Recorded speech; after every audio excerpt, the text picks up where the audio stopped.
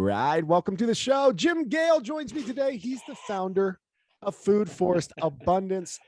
Honored to have experts on a variety of topics on the podcast. And I'm super honored to have Jim today because he is an expert in an area that I'm genuinely curious about. So we're going to talk about his mission in life. We're going to talk about the impact that he and his team is making, the story that led him there. And I'm hoping that I can learn a little bit today, and I'm sure you'll learn a little bit today too. Jim Gale, welcome to the podcast, sir. Hey, thank you, Jake. It's so great to be here to chat with you and all of your listeners about solutions to the world's biggest problems. And, Victor Hugo has one of my favorite quotes, which I've literally said 1,000 times and meditated on for a lot in my life. There's one thing stronger than all of the armies of the world, and that is an idea whose time has come. Now, he didn't say a new idea, because what I'm talking about is the oldest idea. In fact, this idea is written about in all of the major religions. And the scam is that we've all been led to believe, programmed to believe, that this idea is a utopic fantasy, that it's impossible, that it's just not how the world actually works. Well, I'm not a religion person, right? Legion is the Roman army. I do not want to join the Roman army. I'm a very spiritual person, but yet the Garden of Eden, this ideal in our minds that we can all visualize and picture and even feel when we meditate on it, we can feel the abundance. That is the idea whose time has come. And it's not a utopic fantasy. It's literally the next logical step for humanity to simply use our resources wisely and to grow food instead of lawns.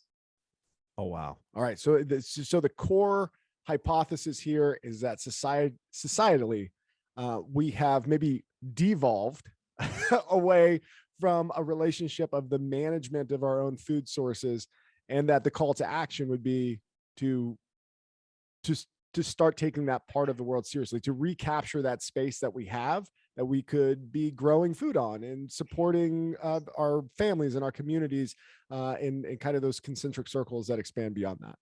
Yes, if we simply turned 50% of the lawns around the world, for instance, in the United States, we have about 40 million acres of lawn. When we turn 50% of that into edible landscapes, perennial edible landscapes that take no maintenance. I mean, if you want to make them look all fancy and stuff, you could maintain them the same amount as you'd maintain your current ornamental landscapes. And they provide a massive amount of food. By this one shift of turning our lawns or some of our lawns into regenerative edible landscapes and taking out the poisons, that's very important. By that one shift, which is good for us as individuals, our families, our communities, and our world, we reverse deforestation. We reverse mass extinction. We reverse cancer, heart disease, diabetes. We end hunger, and we take out the foundation of tyranny around the world. But then, Jim, what will we complain about? yeah. We'd be like, okay, what's the next level, right? Because there's always a next level with spirit. It's never ending. It'd be a lot of fun. Well, and I'm sure you've got some advice and some guidance for the listeners when it comes to how to start something like this, right? So you have this kind of big overarching premise here of things that we could be doing, should be doing. The transfer of knowledge clearly is the most important part of that, to make it easy, to make it actionable, to make it something that is realizable by the average person. How do you and your organization help support that? And then what advice do we have for the listeners to start the podcast? So we design and install food forests all over the world. We launched about 13 months ago on the High Wire with Del Bigtree. It's a show called Creating Abundance in Your Backyard. And now we are helping people in over a dozen countries and almost every US state to design and install these landscapes in such a way that they're very simple to maintain and that they serve the needs of the agricultural zone, which is number one. You want to make sure that the plants that you put in your yard are right for your agricultural zone. And then the microclimate of your property. And what's really fun is, what are your visions and your goals? When we combine all of those things with the permaculture knowledge, which has been proven, nothing I'm saying is hypothetical. Everything I'm saying with regard to the solutions has been proven and demonstrated all over the world. So when we get the combination of those elements, it is absolutely fascinating to grow the Garden of Eden in your backyard. So then when we start talking about different states, I mean, obviously, you touched on it, you're working within all 50 states ish. The climate in Arizona is different than the climate in Vermont, Yes. right? How might I, someone who lives in Idaho, I'm west of Boise, about 40 minutes or so. I'm in kind of a drier, arid climate. Like what might I be doing as far as like food? Like there's certain plants that I just can't grow. I'm not growing bananas out here, am I? Let's start talking about regionally and then maybe some advice on how to get educated on what grows in your area and how to play. I love it. So, and play is such an important part of this, right? There's so many people living in fear and scarcity, and that is a control mechanism of the people that we want to expose. So, in your agriculture zone, like every zone around the world, we start with looking at what plant species work in that area. So, and you mentioned potatoes. And by the way, this is a suggestion for everybody in the world right now. Start planting sweet potatoes and yucca and cassava and roots and tubers and things that can store in the ground, because there is a major food supply chain issue happening at the moment. And it's going to get much, much worse based on all of the information I've got. So we start with, okay, what plants go well? And then we combine the plants in such a way, they're called guilds. Guilds are communities of plants that support each other. So you've got your main fruit tree, and then you surround it with a few berry bushes and some nitrogen fixers and maybe some vines growing up. And you put a guild of maybe 10 to 12 different plants in the same area. And now with the right type of soil, it'll actually build soil. The system itself, with the sun's energy coming in and photosynthesis, will turn that energy into food for you. If you leave a guild for 30 years and you come back 30 years later, you just have a super huge supply of food there. Wow. This is it's funny. I'm 35 years old. I did not necessarily either this information was presented to me at some time and I did not pay attention, or it was never presented to me. I kind of feel like we're missing an opportunity to educate the next generation on how important food management might be. Did you share that perspective? We are uncovering an opportunity to change the world as we speak right now. This is the biggest opportunity in the history of humanity to go from scarcity, death, and dying to abundance and life and joy, right? Because we have been on the path. Now, Bill Mollison said the education taught, the farming techniques taught in colleges and universities for the last 2 generations has been the most destructive teaching of our lifetime. And this is all by design. This is the strategy of the people that we are against, who just happen to be run by BlackRock, not Green Rock or Love Rock. But what is BlackRock? Well, that's their goal. Right. So is that, in fact, Henry Kissinger, who was a main, he was the Economic Forum, the WEF, and all these different entities that are supposed to be, by their marketing efforts, they are supposed to be tools for humanity. That's a bunch of BS, right? If you ever read the book 1984 or Atlas Shrugged, all of these entities are there to enslave humanity. Henry Kissinger, back 50 years ago, said, if you want to control nations, control oil. If you want to control people, control food. If you want to control the world's currency. Now, those aren't just ramblings of some random guy. Those are strategic points that are spoken by the guy who has met with every US president.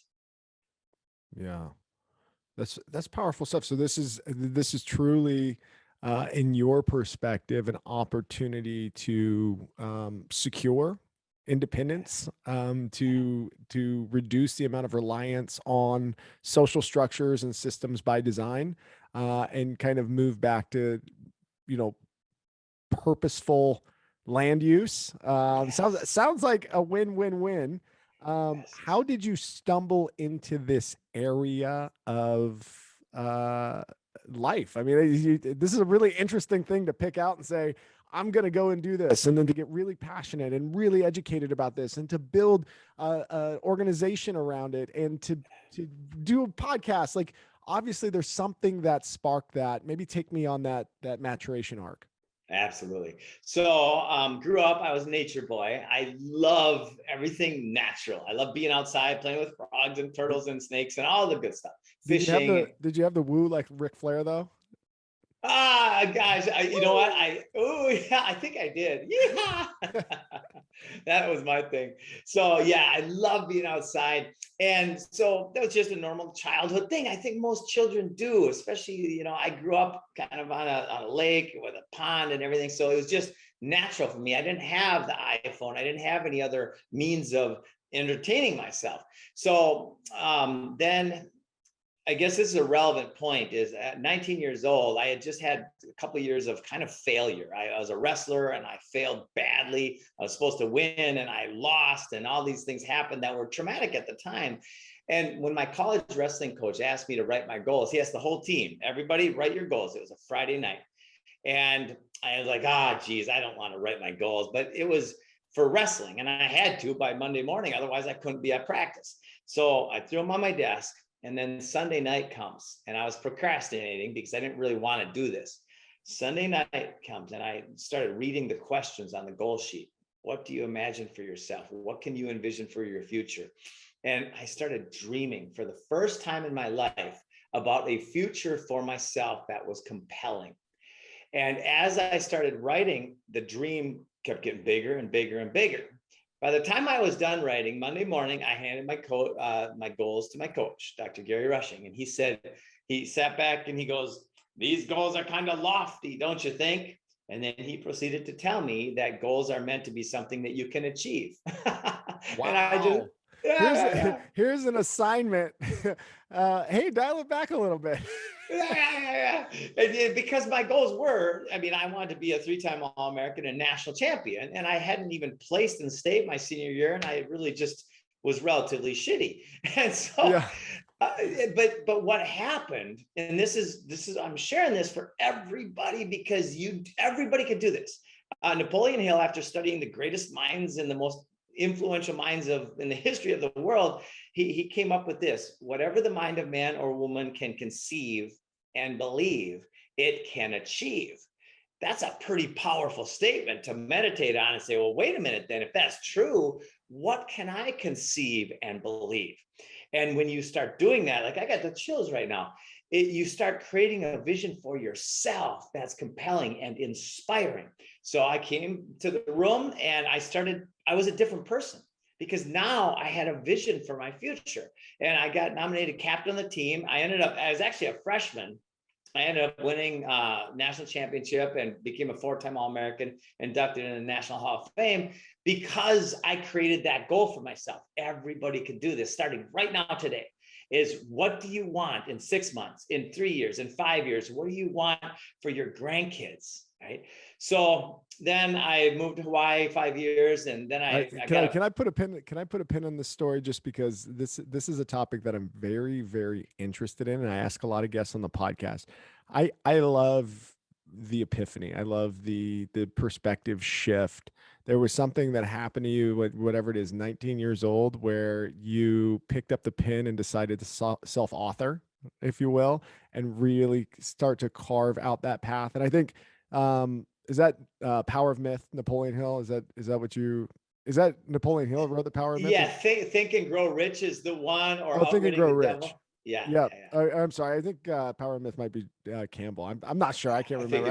I can't remember. But so were you actively reading books like this at the time, or did you stumble across some kind of condensed version of it or a quote or something like that? Like, were you curious in improvement at the time?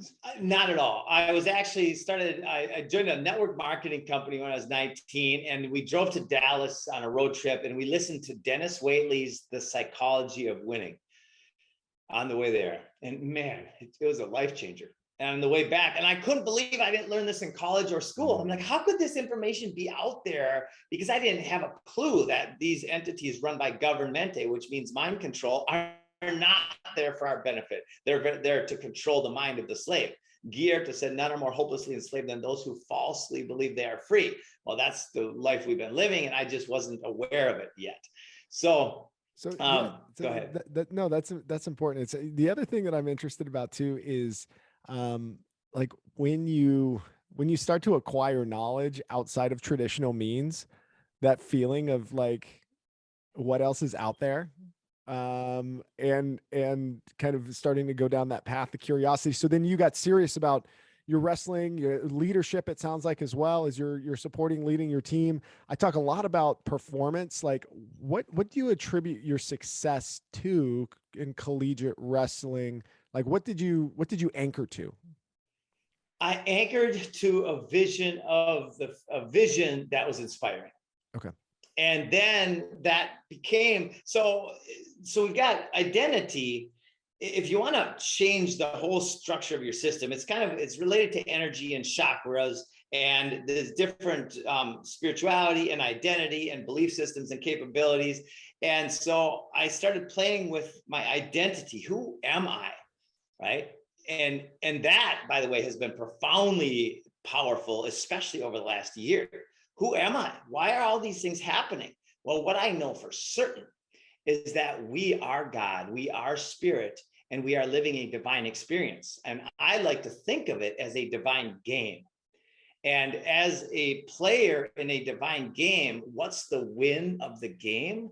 The win is enlightenment, right? Enlightenment. The win is joy. The win is love. The win is service. The win is all things abundant. And of course, what's the loss of the game? BlackRock. Well, Jim, thanks for letting me draw that out of you, because I think that's a question that folks are going to have to ask themselves when they maybe decide to go down the path of changing their landscape. If they have a landscape to change, it's like, who am I? Who do I want to be? How do I want to serve myself, my family, my community in this way? Am I willing to put the effort and the time in? Does this align personally with my goals? And if it doesn't, why not?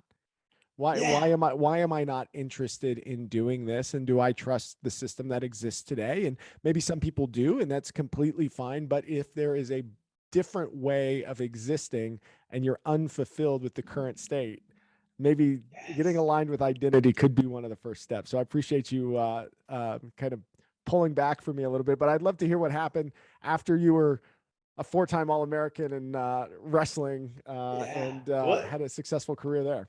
Well, thank you for bringing that out, because these are the fundamental pieces of change where everybody has the same abilities to change if they focus that way, if they intend and ask new questions.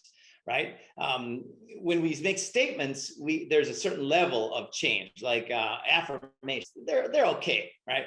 But it's when we ask new questions, right? Instead of an affirmation, I am source, I am spirit, I am. Say, why am I? Or how am I? With the implication, the presupposition that it's already a reality. So after then wrestling, I traveled around the world. I bartended in Hawaii for 4 years. And then I moved to Surfers Paradise, Australia, with a backpack by myself. And I started studying again because I wanted to do something different. I spent 4 years in the bartending and bar world, which is fun as heck. And now I'm like, I want to do something different with my life. So I went to Bond University. I didn't pay. I just walked into the library every day for 4 months, and I studied and I read books. And this is really the first time I ever read. You asked me if I had read.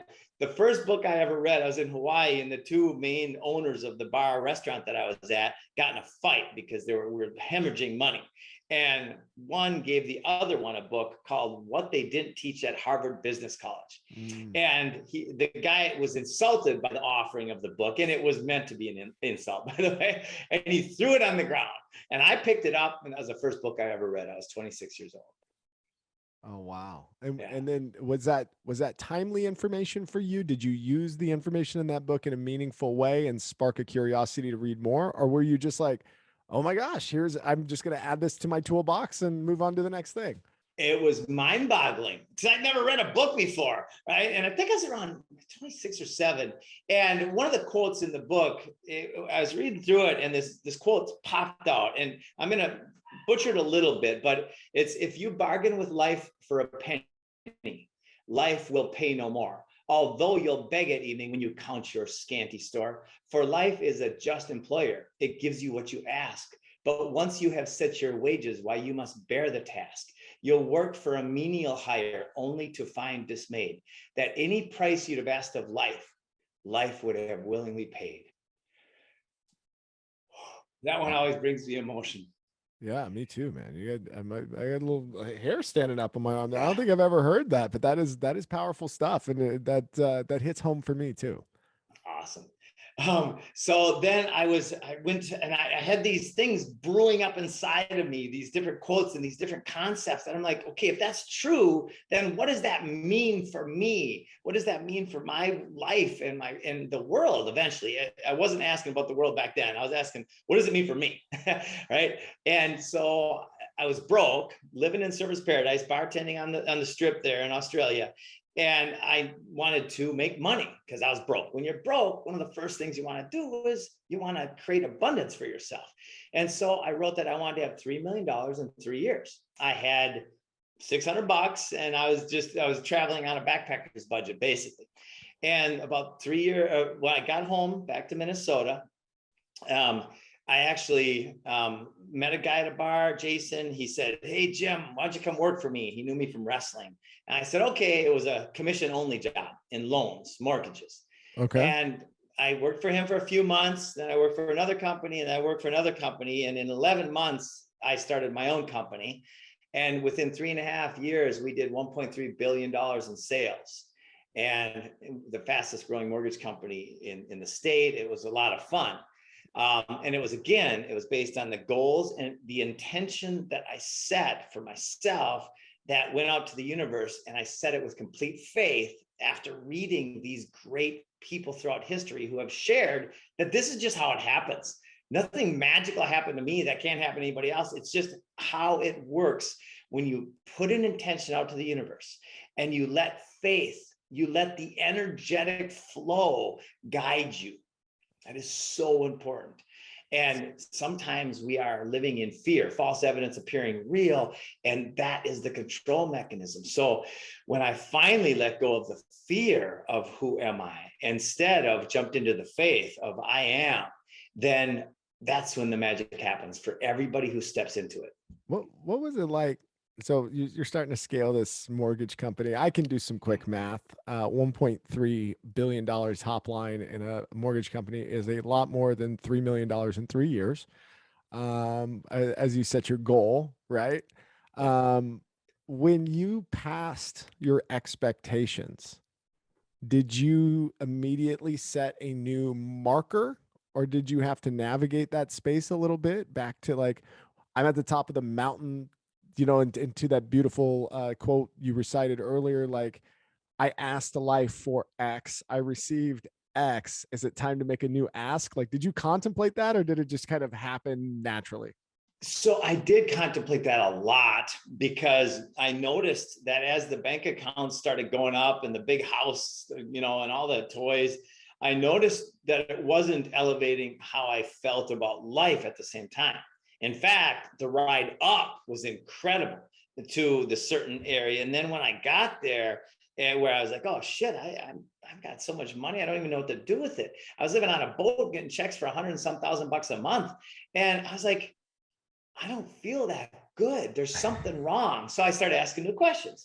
And that's the contrast in life, is the beauty. That's why we're in the apocalypse right now, which is lifting the veil. We're in the ascension because there's so much friction. There's so much tension. There's so much fear and rage and shame and humiliation in society that it's really compelling us to ask the new questions. What's possible? And as soon as we ask that new question, the universe starts showing us what's possible.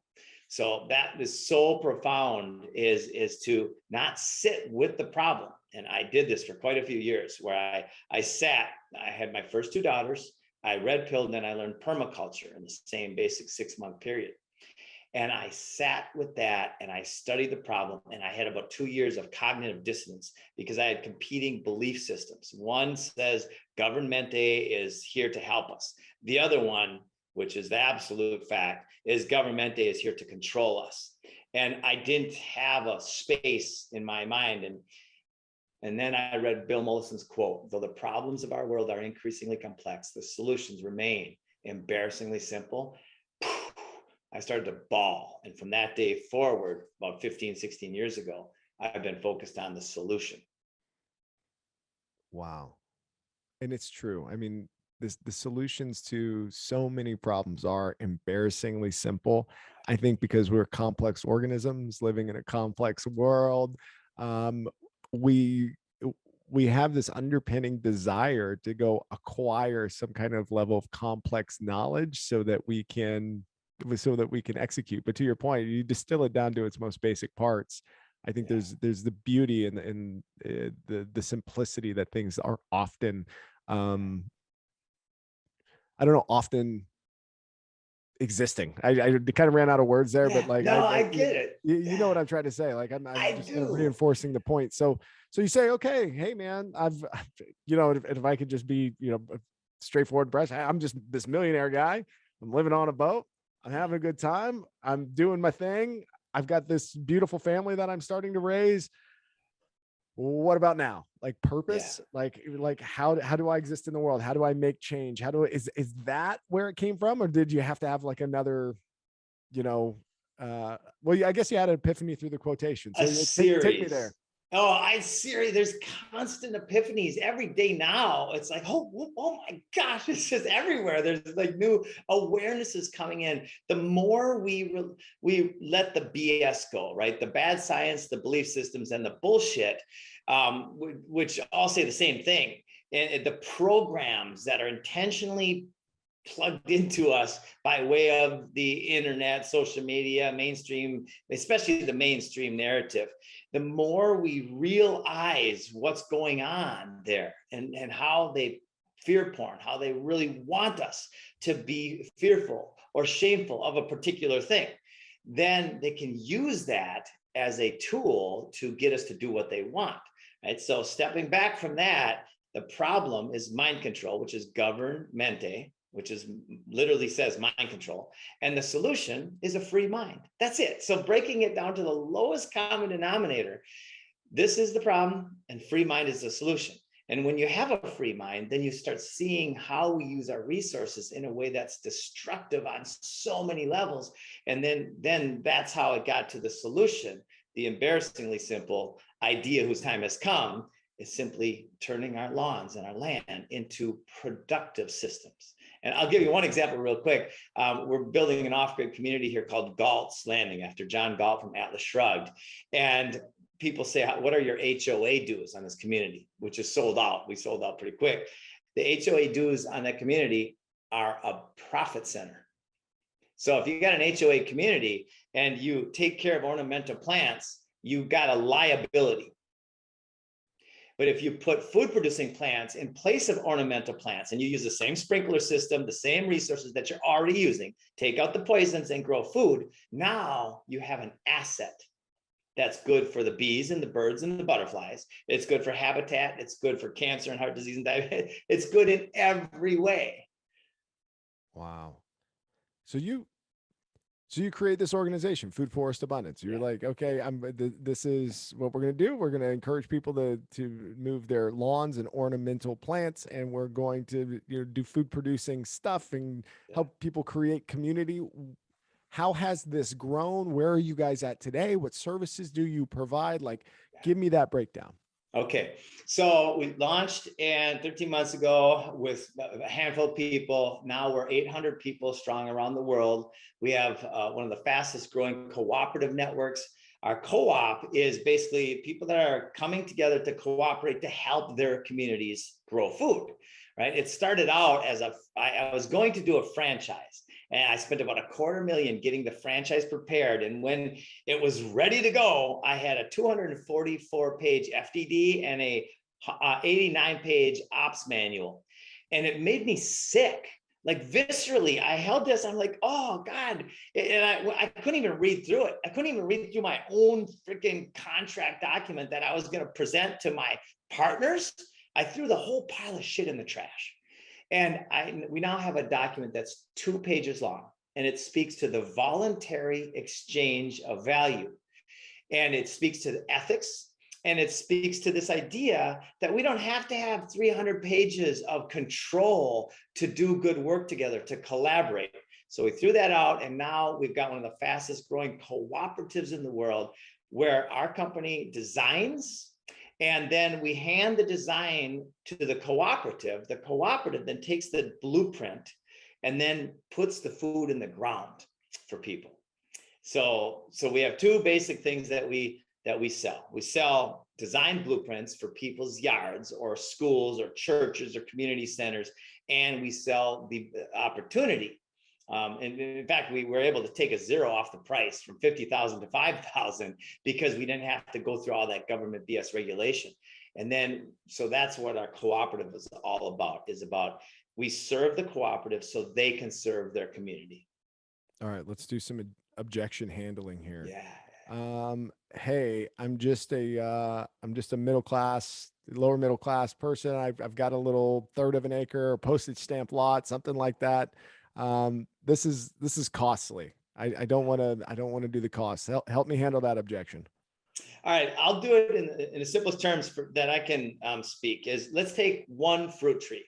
Whatever your favorite fruit tree is, imagine that fruit tree. Like I'll use an apple for an example. So you've got an apple tree that costs maybe $250 to install properly. And that means good soil and good mulch. And then you add the nitrogen fixers, which are also food producers, the legumes, the beans, and perennial peanuts. And then you add a little gild around it with some chop and drop plants and some berry bushes and other annuals.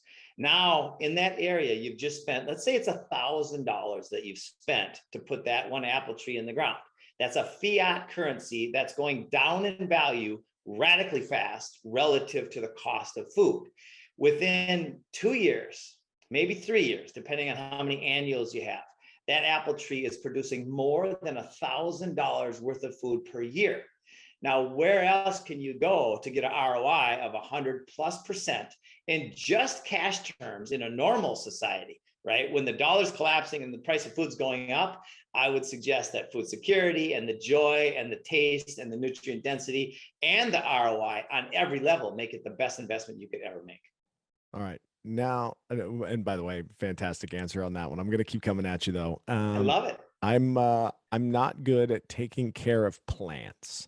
Yeah. How do I create some kind of desire to maintain life in these plants? Like that's a tough one, because by the way, my wife, and baby, I love you if you listen to this, but she kills just about everything. She's getting better, and we do have a little garden that did all right last year, but I've watched her we've lived together for 17 years. I watched her kill just about everything that she's touched. So like how does Megan do a little bit better when it comes to taking care of these plants? I love it. Do you have any trees or plants in your yard now? Yeah, absolutely. Okay. How much do you maintain them? Well, I have an in-ground sprinkler system. We do our little garden. No, I'm not talking about the annuals. I'm talking about the big trees. Do you have an oak tree or birch or any? Yeah, I don't know. I don't know what species they are. Okay. How much do you maintain them? I don't. I don't have to do anything. That's the answer. Instead of having that type of tree, you replace that with a fruit tree. You do the same maintenance, which is none. Who maintains it? Source, God, nature, whatever you call it. That's what does the maintenance. When you put it in the ground in a proper way, and you've already got fruit, you've already got plants growing in your yard. So we simply switch out those plants for edibles, and now you've got the best of all worlds. All right, I ran out of objections. Do you come across do you come across any other ones that maybe I haven't touched on? Oh, so many, because I've been doing this for a long time. So people say, well, what about the snakes? What about the spiders? What about the bees? Yeah. The rats, right? The rats. So in a natural system, you have diversity. And these things, these other creatures are your garden protectors, right? People don't say, what about the locusts, or what about the army worms or the grubs or anything, when those are the danger to our life and our food forest, right? They're the parasites. What about the wood ticks and the mosquitoes? Well, in a balanced system, the spiders, for instance, take out hundreds of millions of metric tons of insects out of the air every year, right? Spiders and snakes. So, and by the way, spiders and snakes combined kill 11 people per year out of 330 million people in the United States, right? And that's people that are probably already kind of sick, right? 11 a year compared to poisons, compared to glyphosate, compared to all of these toxins in our world, in the food that we have. Jane Goodall, one of my favorite people, said, we shall look back on this dark era of agriculture and shake our heads. How could we have ever thought it was a good idea to grow our food with poisons? So diabetes, cancer, and heart disease are infinitely more destructive. And yet the strategy that is points us to the fear of something that is relatively not only not harmless, but incredibly beneficial. Man. So you've got to reset your expectations about what kind of wildlife you're inviting into your yard or your how does that fit from a community, like a traditional community mindset? Because if I've read articles, and I don't know if these are bullshit or not, but like people have put like planter boxes in their front yard and have been, their fingers been shaken at by like the HOA, or that they've been told that they have to remove them. And like, there's like this kind of like seek and destroy philosophy when it comes to that. Are you running into that in your work? And we love that, because we can show that these people who go after these things are missing the point of what's going on in the world. In other words, well, I'll give you an example. So about a month ago, I called a meeting with a couple campaign managers and a person running for mayor of Orange County. His name is Chris Messina. And I wanted to meet with him because his platform is one of freedom, and free medical freedom and all the different types of freedom. And he's a good guy. I met with him, had lunch with him, and I like this guy. So I'm going to give him a strategy that I think will blow his mind and that will win him this election. And not only is it the strategy that will win this election, but then when we put this document together as a campaign strategy and we give it to the world, then any politician who is ethical and just will be able to take this exact business plan, this marketing plan as a campaign strategy, from the HOA leader to the president of the United States. What we are creating, and we're launching this on the 4th of July, is a strategy that will win every seat. All of the ethical Republicans will vote for this person. All of the ethical independents will vote for this person. And it'll bring over a lot of the Democrats as well. And here's the strategy. Let's use the people's resources wisely. And here's exactly how we do that. On Monday, we're meeting with a Pastor Ray. Ray owns a church, or not owns, it operates a church with a pretty big community in the heart of Orange County, which is Orlando, Disney area, and $5.5 billion budget and annual. So we're going to go into that church and we're going to put food forests around the edges of the property. We're going to invite the community in with Chris Messina, sharing with them as mayor. This is what he's going to do with the people's resources. He's going to put food forests, public parks, schools, churches all over the place for free food for the community. Not just free food, but free, healthy, nutrient-dense, organic food that will be within an arm's reach, which will elevate the value of the community and the health of the community, which is the same thing. Health and value are directly correlated. So then we get really detailed about it. We bring in the social media influencers and we start putting a spotlight on the actual results of this simple action, and it changes the world. Wow.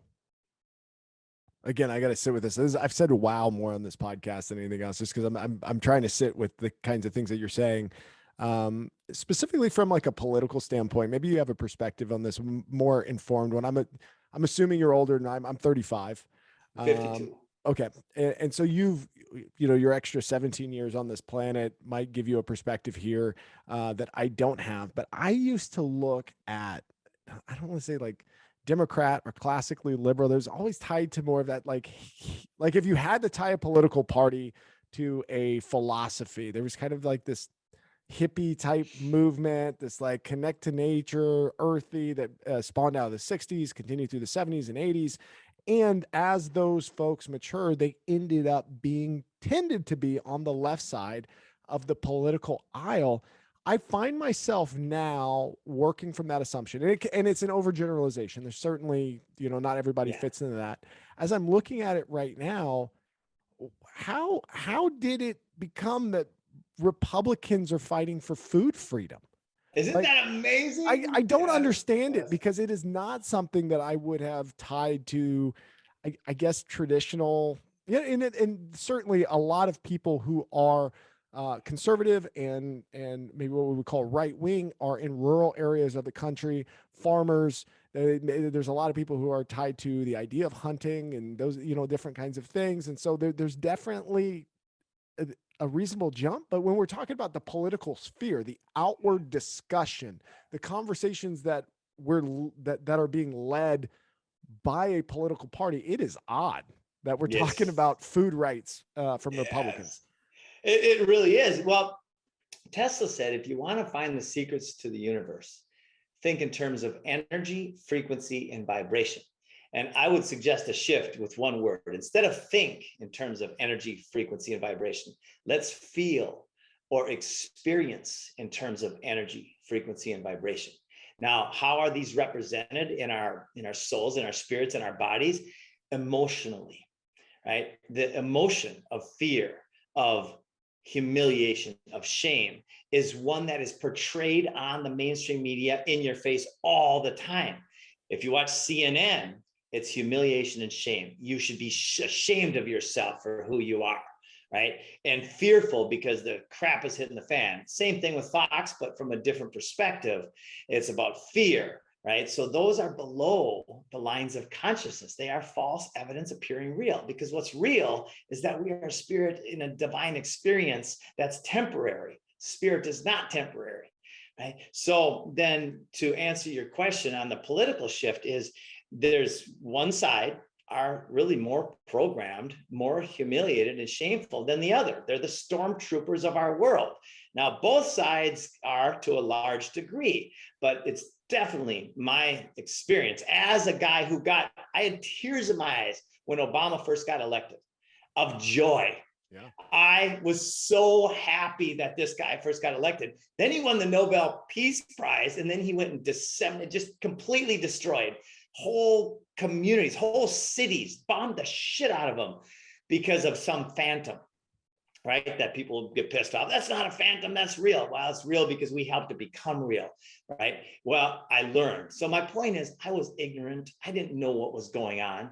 And that's the process that the world is coming through right now. We are waking up to the destruction of governmente and the centralization of power. It's all run by the corporations, and at the top is BlackRock, and their computer named Aladdin runs the world financial system. A computer runs the world. Right? The solution to AI is nature, is God, is source. So it always comes back to the same dynamic. Pivoting a little bit, how do you feel about indoor environmental controlled agriculture?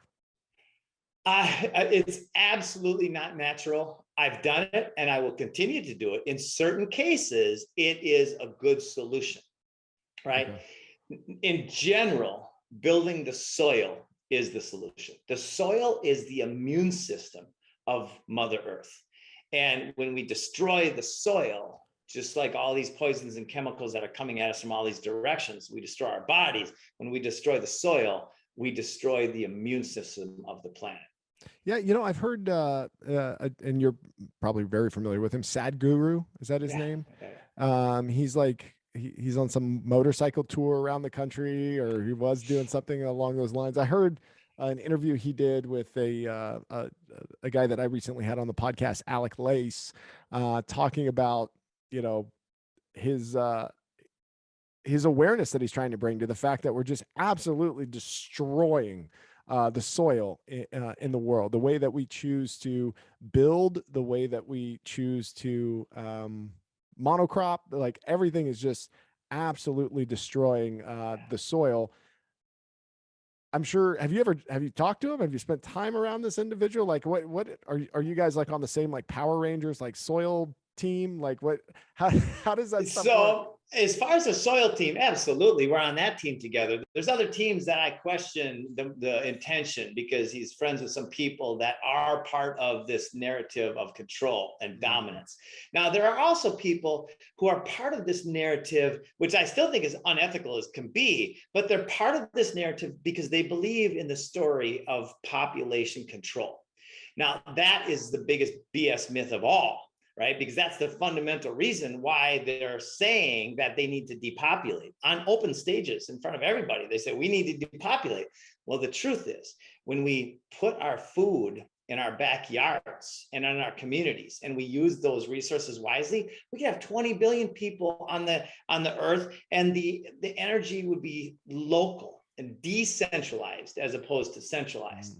And so that is the biggest myth of all, is the population control myth. All right, I've got two more questions before we wrap up today, Cool, man. cool. One is seeds are changing. Yeah. Seeds are changing. Doing some basic research to have you on, I realized that seeds in the last 30 to 40 years have changed a ton. In many cases, especially for some of like the kind of the usual suspect crops like corn or sugarcane, that genetically they're just like a different plant. And I don't know a lot about this GMO world. I don't know a lot about like the breeding, the selective breeding between these types of seeds, but I would love to ask you, what is your perspective on this? And like, how do you either combat it or accept it into your ecosystem? Well, you don't accept it, because for the history of our world, when farmers put a crop in the ground, they would let some of the crop go to seed, and then they would put those seeds in the ground, the fulfilled process. Now we'll take it. The wicked will rise up because their desire is to control. And then they'll create seeds that cannot reproduce the next year. Right? And that's what these GMOs are. They also then manipulate the seeds so they work with certain poisons. And when you put the seeds and the poisons into the ground, you are destroying and mining the soil at a rate that's 10 to 40 times the rate of replenishment. It's even worse than it. It's infinitely bad to do that on if you want life perspective. So yeah, we need to diversify. In fact, diversity is the foundation of the strength of our society on every level. We love diversity. I don't even like the term like-minded, right? We are not I don't want to be like-minded. That'd be boring. I want to be diverse-minded so we can come with new ideas. With the one like-minded component is we choose freedom over slavery. Beautiful. My last question here. Right. I love the fact that you took some time after college to explore. And clearly it gave you a perspective, it gave you a worldview. It eventually evolved into a continuing work ethic built from your wrestling career into your professional career. And then it's clear to see that you're a passionate person who is building and growing. Putting yourself back into the hiking shoes of that young backpacker. What are you exploring now? Like what is, so outside of food forest abundance, like where is your curiosity lying? Like where are you walking to? Like what are the things that you're contemplating outside of what you're actually doing or working on? Yeah. My favorite vision. It's 50 years from now. I'm 102 years old, and I'm sitting at Galt's Landing where we're developing our homestead, planting hundreds and hundreds and thousands of different food and medicinal and edible and magical plants. And I'm sitting there, and all the animals are around, and the butterflies and the bees and the birds and the family and the grandkids and all that stuff. And I'm contemplating the mycelial network, right? The mycelial network is basically mushrooms. They are the communication hub between nature. They can, if a forest is getting destroyed over here, then the mycelial network will send a message to the forest 2-3 miles away, 200 miles away, saying, put some bitterness in your leaves so this particular herd of animals won't eat your leaves. Like, it gives you the chills. My contemplation is that we are going to raise our consciousness. We're going to elevate to be connected again with the garden, with nature, with source. And we are going to simply be able to sit and put our hands and our feet in the soil. And then we're going to be able to imagine and have these natural systems and our imagination align in a way that will create radical abundance. That's killer, man. That is so cool. Hey man, we talked about a lot in the last 45 minutes or so. Is there anything that I missed, anything that you have upcoming that you're excited about that you want to tell folks about? And keep in mind, this comes out about mid-July.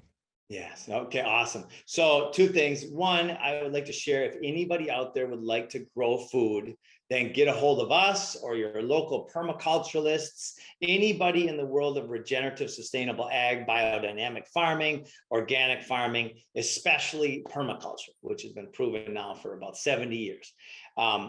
We help people grow food. If you want to be in the business of helping other people grow food, it's an incredible business to be positioned in right now as the food supply chain crashes, which means the demand and need for this service is going up.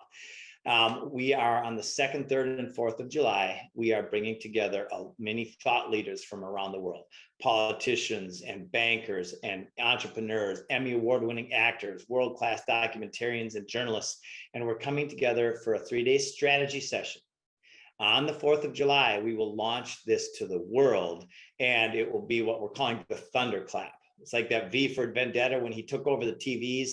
Well, we're going to be on hundreds of social media sites, podcasters, influencers on the same day, and we're going to inspire and we are going to empower by giving the exact action steps needed to take our freedom, to declare our freedom from this corrupt system, and to live the freedom that we deserve.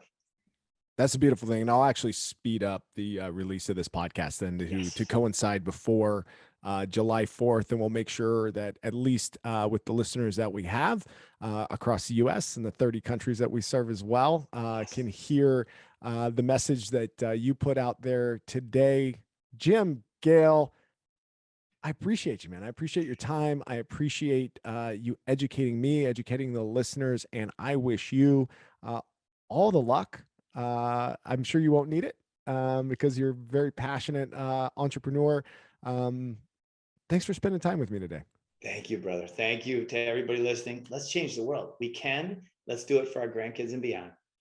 Cheers.